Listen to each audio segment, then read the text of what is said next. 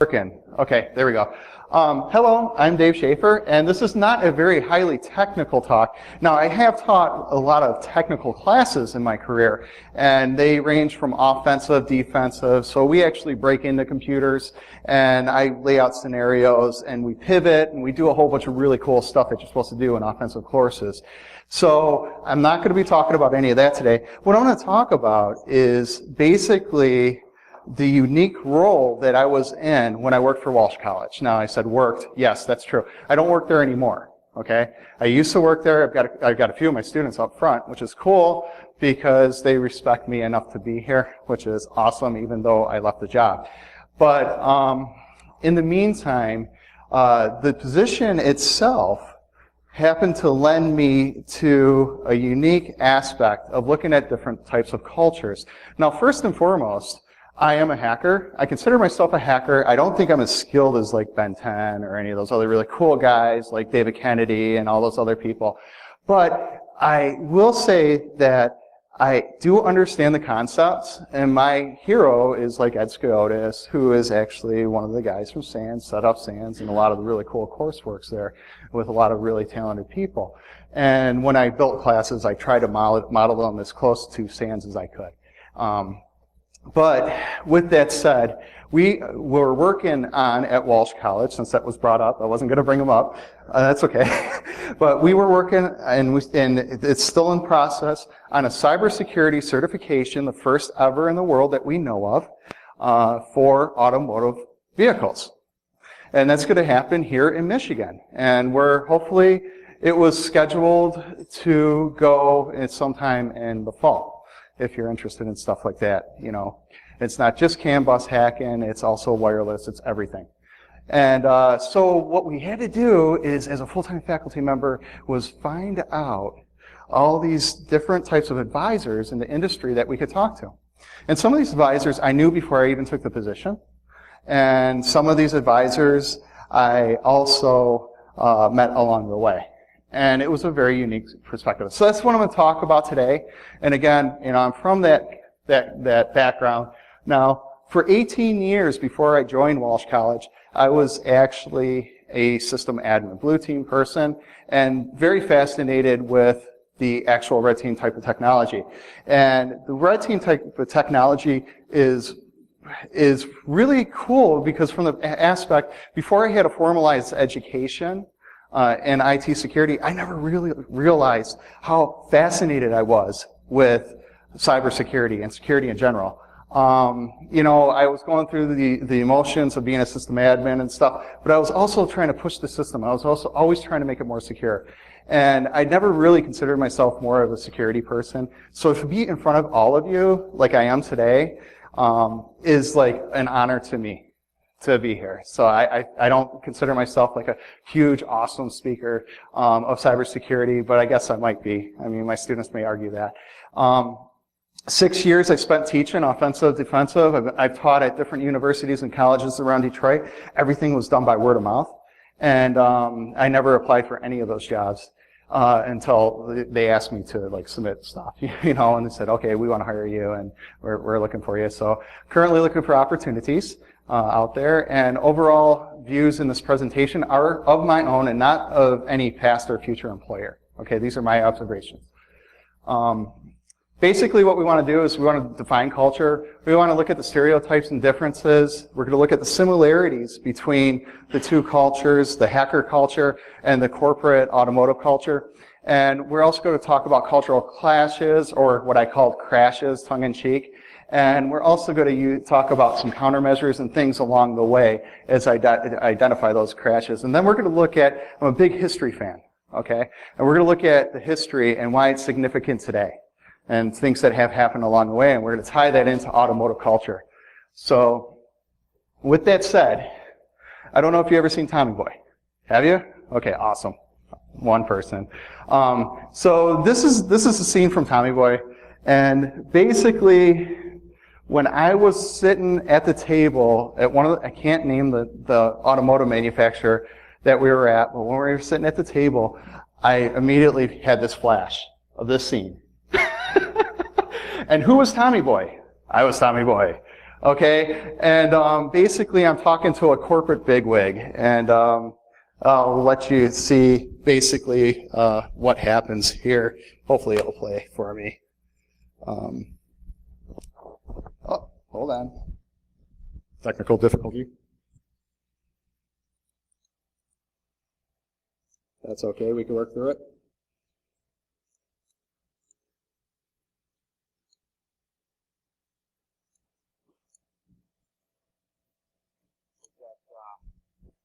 Our new brake pads are really cool. You're not even going to believe it. Like, let's say you're driving along the road with your family, and you're driving along, la-la-la, woo, and then all of a sudden there's a truck tire in the middle of the road, and you hit the brakes. Whoa, that was close. Now let's see what happens when you're driving with the other guy's brake pads. You're driving along, and all of a sudden the kids are yelling from the back seat, I gotta go to the bathroom, Daddy. Not now, damn it. Truck tire. I can't stop. Help! There's a cliff. And your family's screaming, oh my God, we're burning alive. No, I can't feel my legs. Here comes a meat wagon. Woo, woo, woo. And the medic gets out and says, oh my God. New guy's in the corner puking his guts out. All because you want to save a couple extra pennies. To me, it doesn't. Get out. Now. Do you validate? Now. Okay.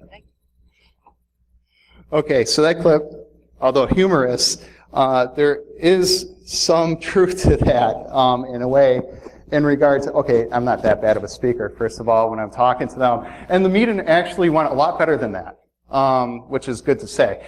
But with that said, here's the thing, and the hacker culture isn't all like that. However, when we shut down vehicles on roads and stuff, and we're not doing proper testing in the enclosed facilities that will guarantee that people don't get hurt or injured, that can cause some problems. And you can see where corporate may see or view you a little bit different, more like Tommy Boy in a way, because you're being a little bit more careless. However, there's reasons why we do those things as well, and we have to talk or address those.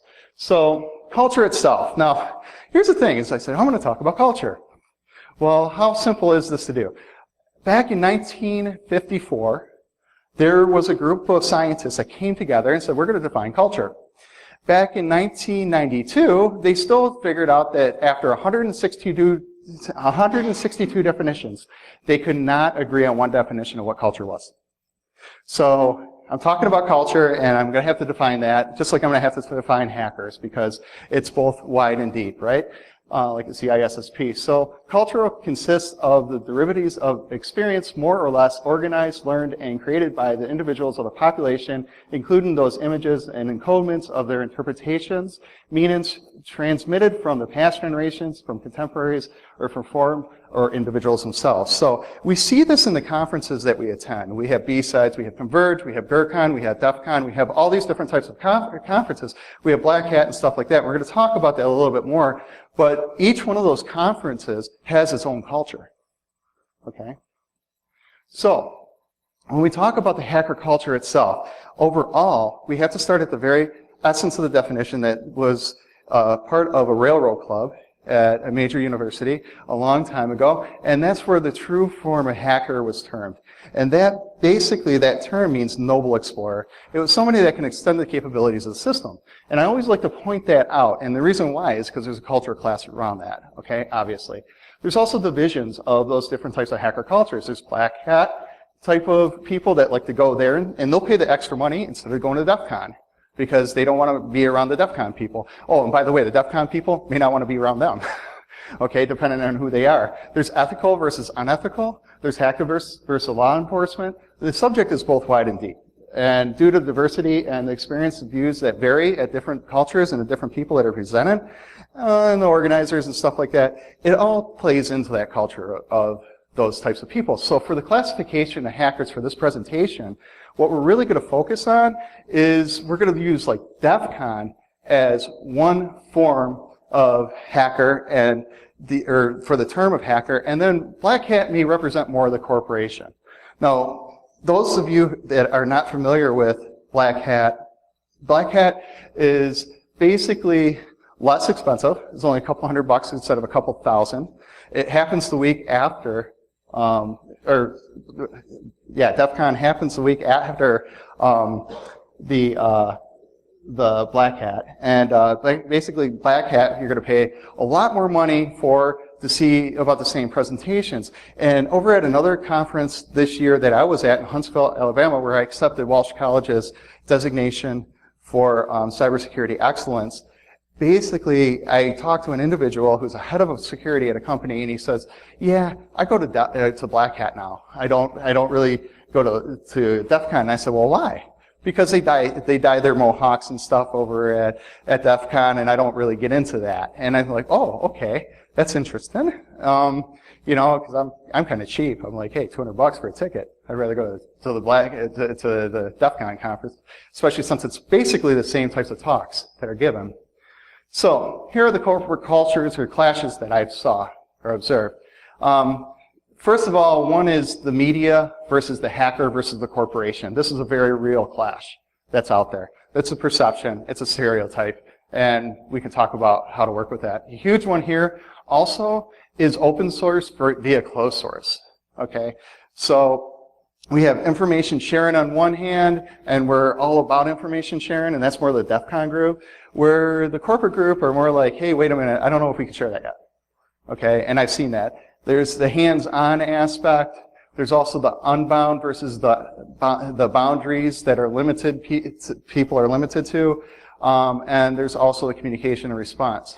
There's also the hacking tools that differ that I've observed in our conversations. It was pretty cool. At one of the manufacturers, we're talking about what we're doing with different types of tools, and they're like, "We don't use that, we use this."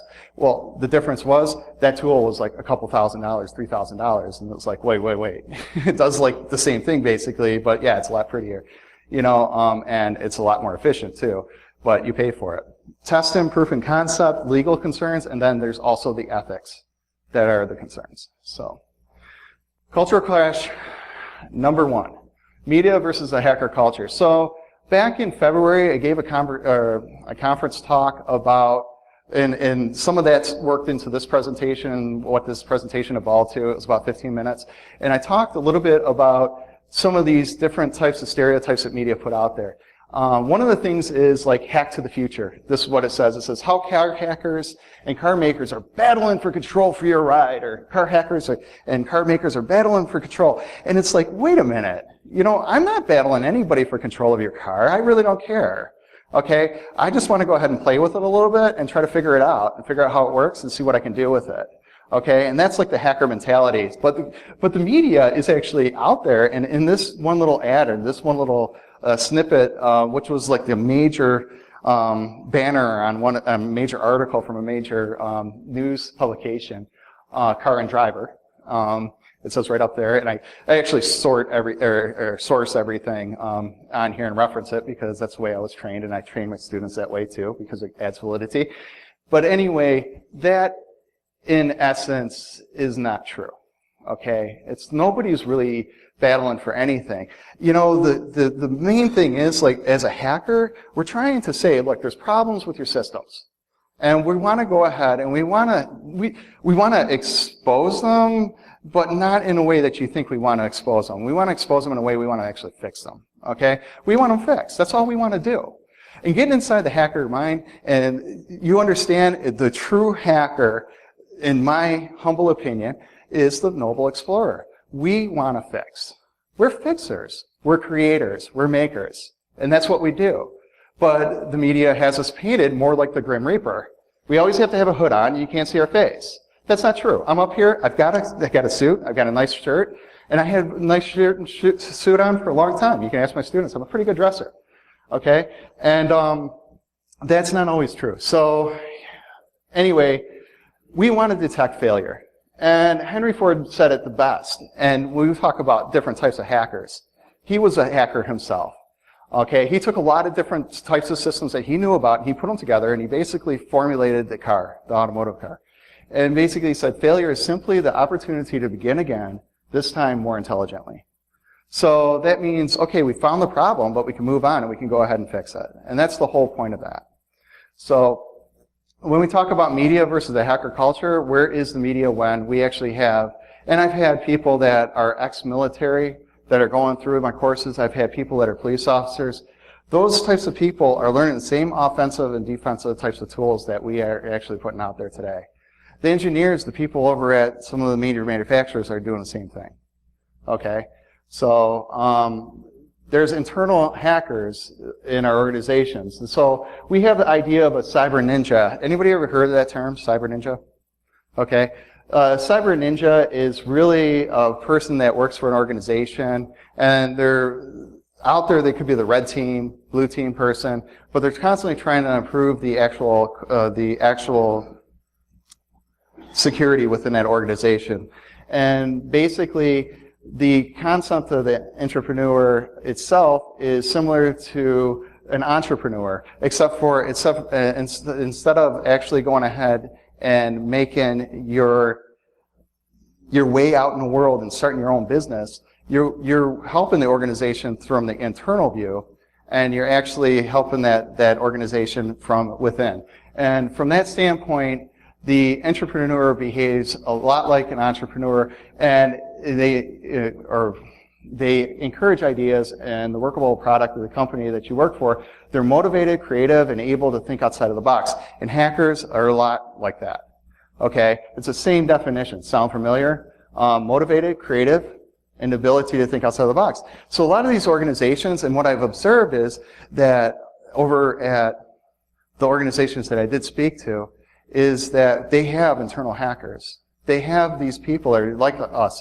In fact, some of those people might be in our audience right now. Some of those people actually might be in other areas of this building, okay? And they are hackers in that sense, and they still attend these same conferences, and they might be helping out with them even. The media versus the hacker culture resolution. Well, stereotyping doesn't help any of us, so don't. Okay, here's the thing, is I go to conferences, and the conferences that I've been through, like GERCON and B-Sides and stuff like that, they usually say, well, the car hacker manufacturers, you know, they did this. Well, this sucks. You know, I don't really like this, or whatever about the car manufacturers themselves. Well, realize that when you're talking about that, you're talking about those individuals that are actually working in an organization. And those people that work in the organization, again, are hackers like us. They take a lot of pride in their work that they do. But due to the fact of legal responsibilities and obligations, they can't go out there and disclose what they're working on. Okay, they have families, they have children, they have to make sure that they're going to get their paycheck at the end of the day. And my observation is this, that they know a lot. Okay, they may not be able to share a lot of information. And because they can't share that information, we're going to get onto another type of culture crash. But because they can't do that, it's like the whole organization gets a bad rap. And now let's take it back a little bit. Well, why can't those organizations go ahead and share that type of information? We'll talk about that. Okay? So there are employees that care. Those of us that had interviews with reporters need to continue to point out that there are good people everywhere. That hackers is a good term. It's something that we can do, you know, for ourselves, for our community, is to let people know that there's people still out there that are ethical. Now, what this comes back down to is something that I like to call the art of perception. Ever since the very early ages of our existence, ever since we were born, we made up our whole world and basically what surrounds us. Okay? And basically we form different types of perceptions based off of the ideas and beliefs that we hold, whether we're corporate or whether we're the hacker. And the corporate people are actually probably looking at us more like you're irresponsible. Okay? Not all of us are irresponsible. We have to remind that. Not all of us in the hacker community will go out there and go ahead and shut down cars, you know, on a freeway and stuff like that. There are people that that are out there, and they do test. Craig Smith, I know for a fact, open garages. He actually tests within his garage, and he makes sure that nobody's going to get hurt. So there's ways to do it, okay? And there's a lot of people that are interested in doing it that way. There's also different types of programs we can utilize, and different those programs will allow us to go ahead and fuzz and perform some of the different types of tests as if we were doing it on a real car, and some of us do that. So media versus cultural resolution. There's a contribution versus a measurement part of it. And now this comes into play whether you're in the hacker community or the corporate community. Remember what I said, it's all made up from the beginning, from when we first started to perceive our own beliefs and values and that whole system. Basically, there is also something that works with us and against us. There's the idea of contribution. Now, when you're contributing to an organization, to an idea, whether it's the hackers or the corporate itself, then basically you are going ahead and adding value to that entity by that point. The thing we have to get rid of is the measurement. The measurement is like, okay, I'm better than you. I am measuring my success based off of yours. Okay, that's the stuff that tears us all apart. The hacker community also has to realize, just like the corporate community, that in order to succeed together, we have to look at it from a view of contribution, not from a view of measurement.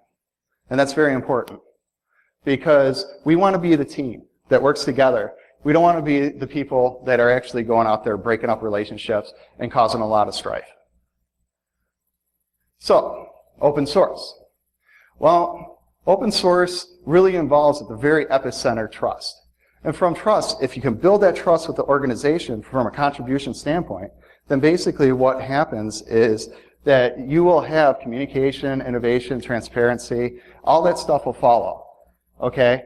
And sometimes the transparency, again, because legal says we can't share this type of information, transparency may not always be there with the corporation. It depends on the corporate culture, which is a subset of that, that community in which we're trying to help out. So Charlie Miller, he's got a couple quotes up here. He says, if it says you don't disclose, we're talking about the GMC, or the GM disclosure program. How many people know about that for cybersecurity vehicles? Okay, GM program. Basically, they came out. I think it was around January this year in 2016. They came out and they said, okay, we're going to offer up a program where we'll make it okay for you to disclose vulnerabilities to us. By the way, there's no monetary reward for that yet. I'm hoping that they'll actually add that in to give some motivation for people to actually try to make some money off of this. But basically what Charlie Miller is saying up there in that tweet that I saw come across is that all it's saying is we're not going to sue you as long as you don't disclose before we actually try to fix it. And here's the problem. This open source, okay, we're talking about open source. Here's the problem. In the hacker community, we find problems with the system. We report it to the vendor, and the vendor doesn't do anything about it. And we wait 6 months. Does nothing about it. We wait a year. Does nothing about it. And how is it ever going to get fixed? And that's from the hacker community itself. The hacker community itself is like, wait a minute, if I don't disclose this, like right away, then it's not going to get fixed. Or if I don't disclose this within a reasonable amount of time, it's not going to get fixed. So, with that said, basically, that's culture crash number 2. We tend to be willing to share with others and hold the same passions. Exception is basically when money is a motivation factor, and it involves like 0 days and different types of things like that. And O-Day out there, as you know, you can make a lot of money off of it. A lot of companies might only give you $10,000, but again, it's exponentially more if you go to the black market and you try to sell something like that.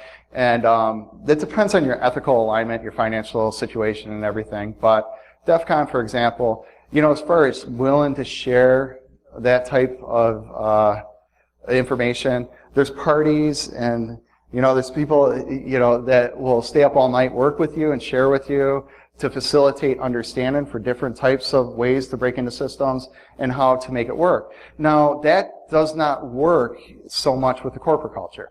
Open source is a theme for the most parts on B-sides and cons, etc. All are clear examples of open source information. Those outside of our community may not see that entirely as good, as power is distributed and thus can be abused. Okay, so basically what I'm saying there is that even though we're sharing this information and we think it's for a good thing, there's a lot of people out there that realize that by distributing this to somebody, those people may have negative intentions, and may use it for the wrong things. So that's where the corporate clash comes in, where with the exceptions of Local Motors, WikiSpeed, and some others, basically they believe more into closed source. It tends to be more tight-lipped about what they can do and what they're working on. And a lot of times this comes down to, from what I understand, is the actual lawyers advising the companies. The lawyers are basically saying, hey, look, we're not going to allow you to say this because, or give this information up or publish these codes, because if you do, we're enabling somebody to actually cause an accident.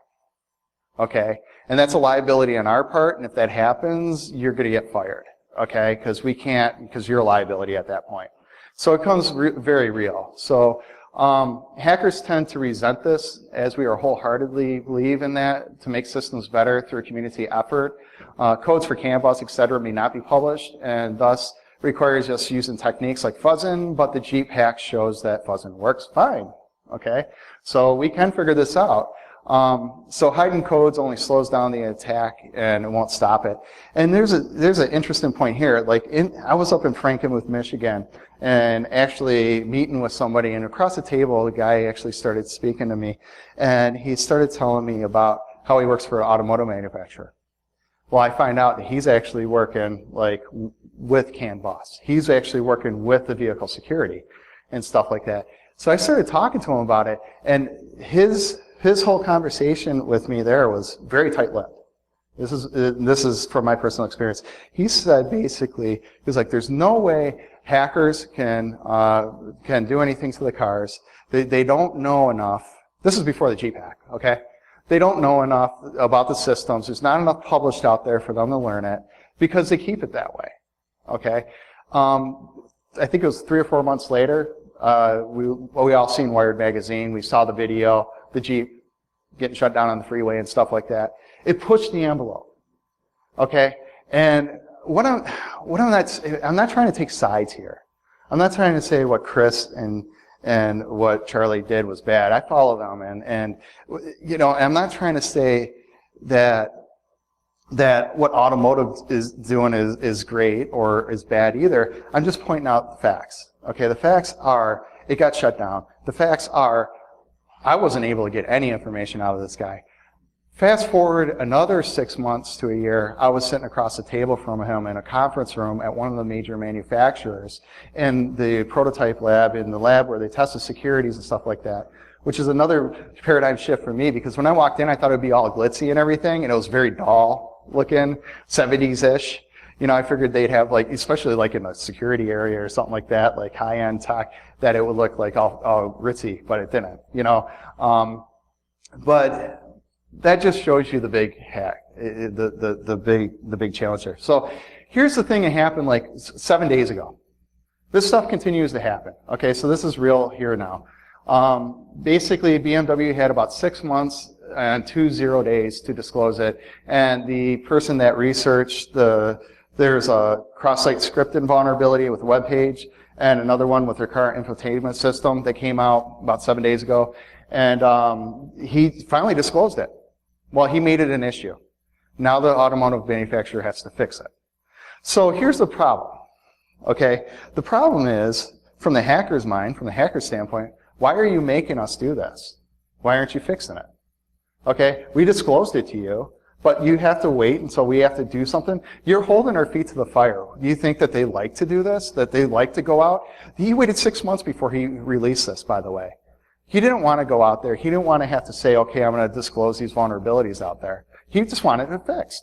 That's the true motive of a hacker. Okay? And from that standpoint. So how do you curb that? Is it to make different type of challenges and opportunities for the actual hackers in a way that you say, okay, well, you know what, sign this waiver form, and you know what, as long as you don't disclose, we won't sue you. What's the difference between doing that and doing this? It's really not giving any motive at all to the hacker. So that's a cultural clash. And it's like, so there's got to be some kind of real skin in the game. Okay, there's got to be some kind of, hackers do things for reasons. Okay, number one is they usually want to make a name for themselves. You know, number two, money. Those are the two biggest things. So you work on those, give some recognition, give some money. You know, people might actually disclose more. But again, when they disclose, don't expect them to sit on it. Some people won't sit on it. They want it fixed. So that's the crash. Why open source? Well, all technology, blueprints, and patents available. Sounds like a fantasy, but there's companies that are actually doing that. Tesla, OS vehicle, $10,000 car concept. It's already out there, okay? More experimentation and creativity will take place, more innovation among third parties, hackers, expanding the capabilities, fixing weaknesses. You'll be surprised what your car can do, okay? Good thing is there are smaller alliances where major manufacturers are working together, such as open source. So there's the Open Automotive Alliance, and I don't know if you've ever heard of that. Anybody hear that here? One person? Okay, maybe two. But Open Automotive Alliance is basically there to support Android devices in these car infotainment systems and through the connected vehicle. And the major manufacturers are actually collaborating together on that. Okay, they're not out. So it's not all black and white like you see in some of these conferences. Oh, they don't talk. They don't. I got up in some of these speeches. They talk about culture, and they kind of make it all black and white. Well, they can learn open source from. They can learn how to share better from. And I walk right out. I'm like, dude, they are. Okay, you don't have enough knowledge to realize that they're not. You haven't done enough research, and here you are up in a con, and you're talking about this stuff. It doesn't make much sense. Okay, so. We also have to be completely open to the public or the world in order to attract the top talent, as pointed out by the head of Tesla. And that's something that the CEO of Tesla said. It's like, we want to be open to the world. We want everybody to see what we're doing so that we can try to get the top talent in here. We want those hackers. We want those people to help us design these systems and secure them. Different concept. It's almost like flipping it upside down. The good thing is, there's a lot of positive motivation going on out there, here in the Big Three, right in Detroit, right here, right now. And they're learning this. They are. Chrysler Fiat. You guys see in the last past week, I got a tweet from one of my students, one of my former students. Basically, he said, hey, you know, Fiat's offering up $1,500. Awesome. Finally, we have some monetary reward, okay? Could it be better? Hopefully. But it's a good start. Okay? It was a great start, too. Back in January, when GM went out and said, hey, we're going to try to do something. We're going to try to create a program.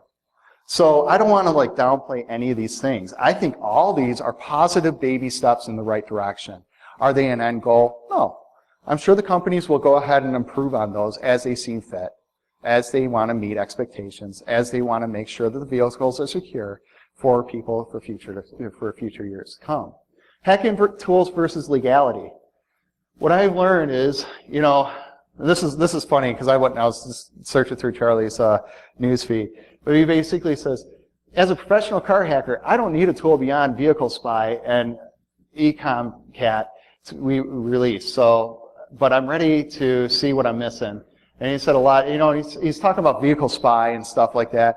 Well, does anybody know how much Vehicle Spy costs in this room? I looked it up, about $2,500, $3,000. Who's got that much money to spend on hacking your vehicle? You know, right from the get-go. There isn't that much. The great thing is, you know, Craig Smith has a great book, and we're using that kind of as the roadmap Walsh is using it for the roadmap for the cybersecurity certificate program. I'm not trying to push it, but again, he brought it up. So, but what I'm saying is there's a lot of good little tools that we can utilize in there if you want to learn that stuff, okay? There's open source tools that Craig published. He's got videos on the web on how to use those different types of tools and all that other stuff. And some of these tools that you need, I mean, they're pretty much free. And all you have to do is buy the equipment to plug into your CAN bus and actually start working. from there, which could be anywhere from 300 to 100 bucks. By the way, yeah, automotive manufacturers and stuff and tools, basically they've got, when I went there, I was like, okay, I read Craig, I was reading some of Craig Smith books. I talked to a lot of people before I met with the automotive manufacturers. I get there and they're like telling me like all the different types of tools that they're using. There's another one that's like canoe and kayaking. Canoe is actually a lot of money. It's like another $2,500, $3,000 to read, and bus. And kayak is like free. It was just tongue in cheek. It was a play on okay, well, you got this really cool tool, but I can make a kayak for less money, and we could still utilize that. And yeah, when we got there, basically it was like, okay, they had like basically the Cadillac of tools, everything. I mean, it was just like, that is so cool. Not everybody can afford that. So more solutions. To demand respect, we need to gain respect. Rants are good in different conferences and stuff like that, but solutions are better. I mean, if we could talk about some of the things like what I'm talking about right now, and how to fix them. If you have any cyber ninjas, remember we talked about cyber ninjas, and you all know what that is now, right? Those are like the hackers inside that are really good at what they're doing. Please don't micromanage them. That's the worst thing you can do. They'll walk away. Okay?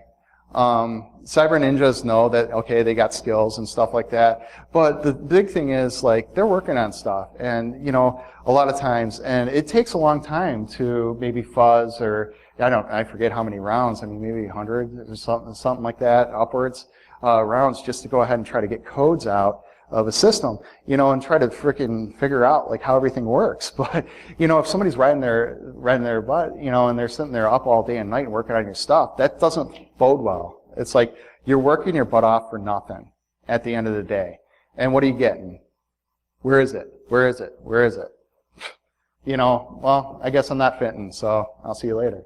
Corporations recognize and give those that find 0 days issues, give them recognition, give the hackers props or money, and money, preferably. Most importantly, realize that we have a common goal, and that's to hopefully create a safer technology and safer environment for everybody. We need to break down barriers. We need to learn from each other. Engineers and cybersecurity professionals together, okay?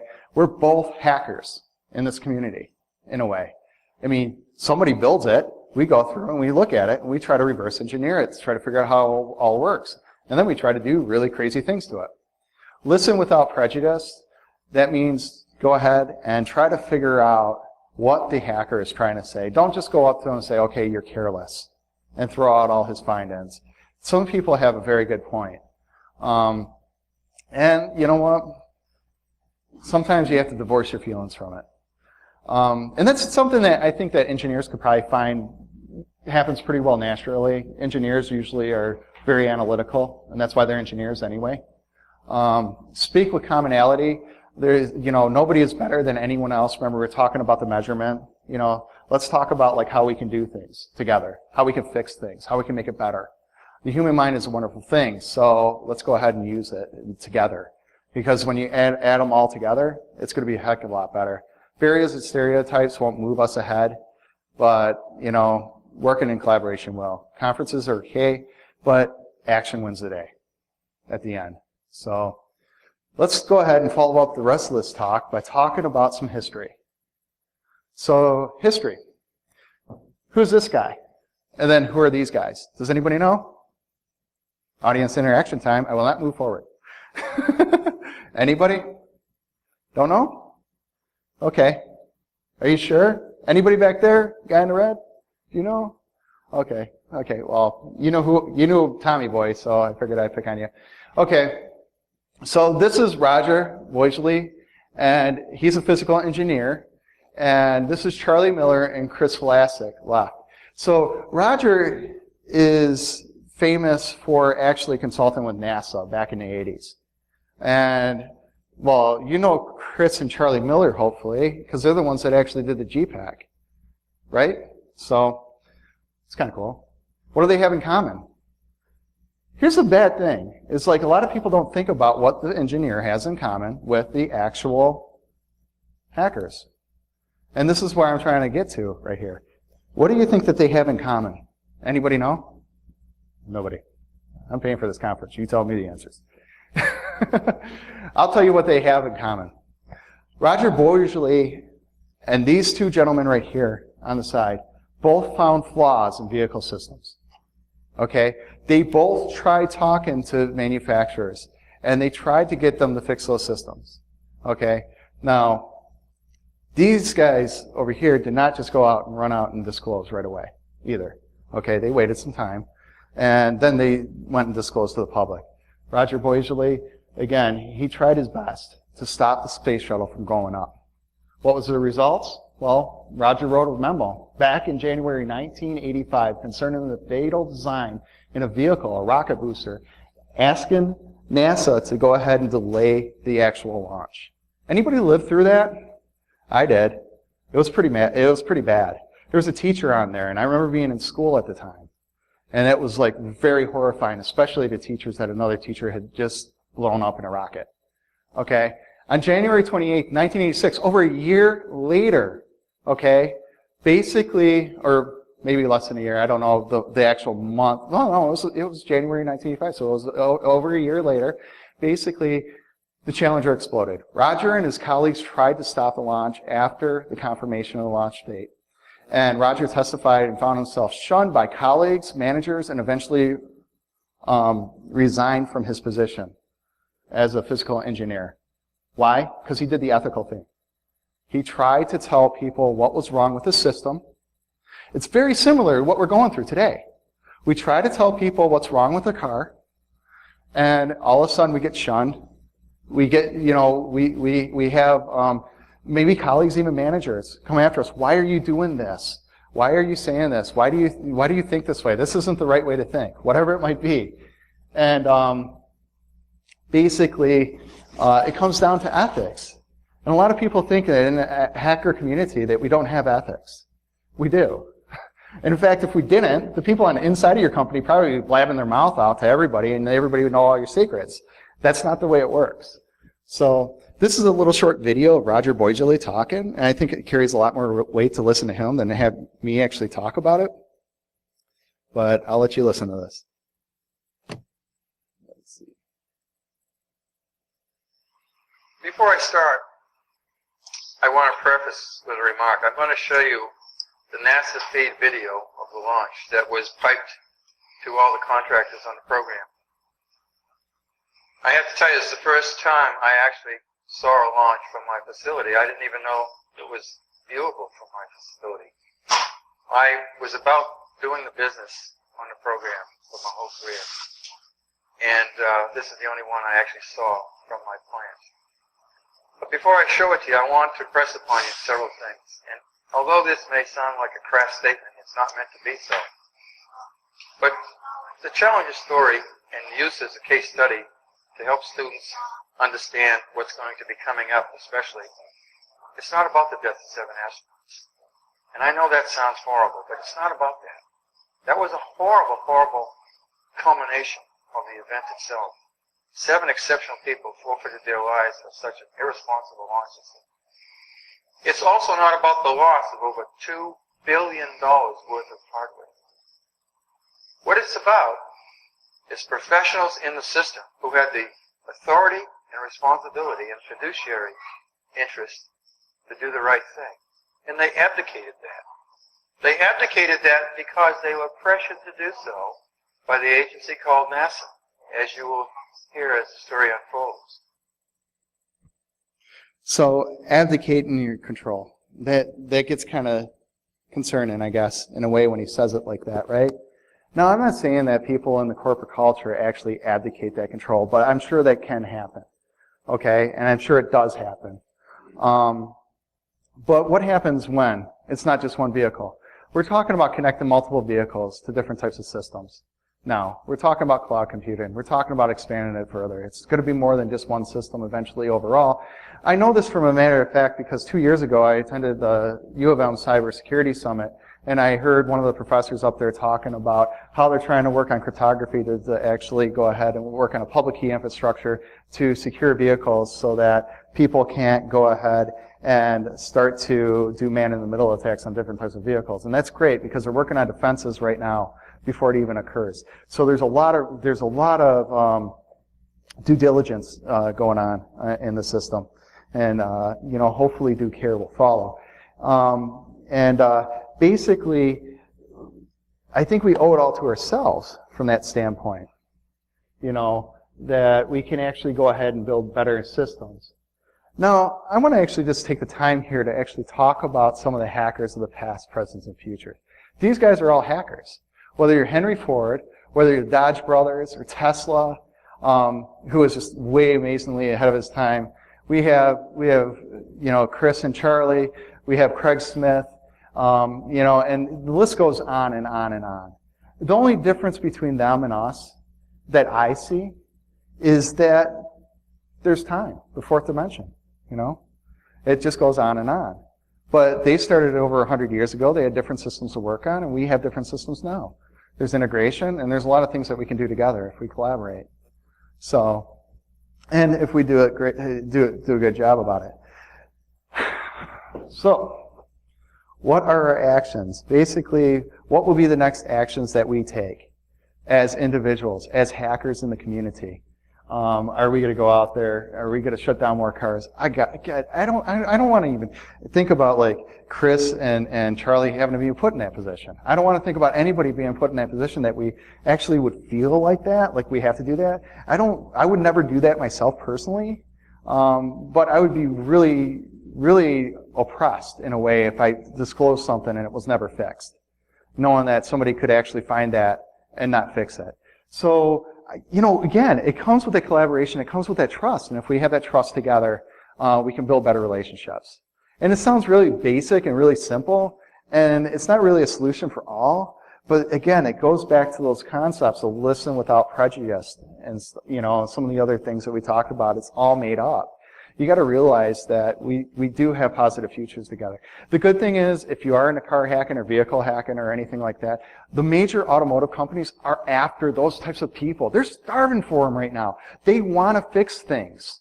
And you don't believe it? Go out there to Ford, GM, or any of those guys. I'm doing it right now. I'm actually looking at the web right now, and I'm seeing on GM alone. I'm seeing different types of postings for vehicle hacking and stuff like that because they're concerned. They want to do diligence. They want to do things with due care, due process, and that is a good positive thing. I see a great bright future. I don't see a dark one. I see one that we can work together. I see a lot of positive things coming out of this, and I think if we all look at it and we approach it that way, and the automotive manufacturers, I'm sure, would say the same thing.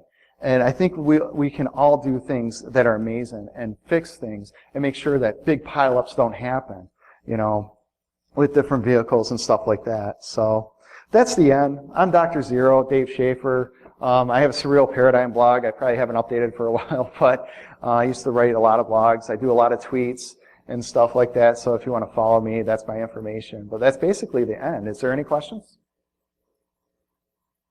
No? Thank you very much.